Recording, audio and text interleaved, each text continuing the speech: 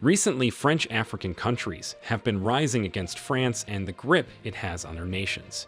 Just recently, Mali decided to drop French as it declared that it is no longer its official language. Not long after that, Vladimir Putin invited African nations, especially those under France's thumb. These countries all said enough is enough. They asked themselves, how can our countries be so resource-rich, yet we are so poor? Currently, there is a coup in Niger, which most of the citizens are in support. The military has ousted the government of President Mohamed Bazoum. Some of the ECOWAS nations condemn this act, and has given Niger's military a 7-day request to restore the ousted president. The new military government doesn't seem bothered. The very first thing the new government did was ban the export of their uranium and gold to France, as they believed they are being exploited by France while their people suffer. This will be a lot of problem for France, as 1/3 of the homes in France are powered by uranium from Niger. Can you imagine that?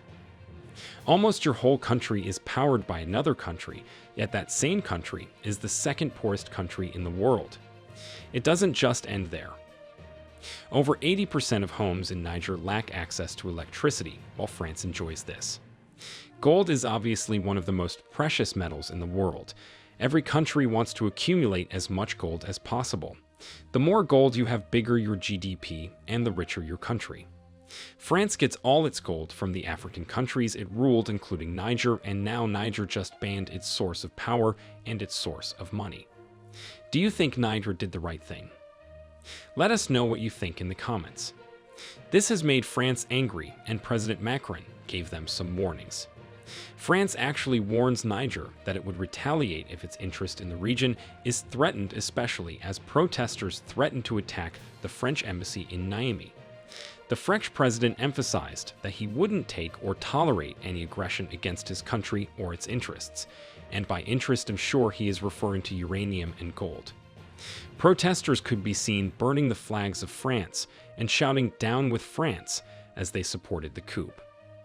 Niger actually the 5th largest producer of uranium in the entire world. About 25% of uranium that entered the European Union in 2021 came from Niger, but they can't boast of power in their own country. As a result, over 60% of the population of Niger lives below the poverty line.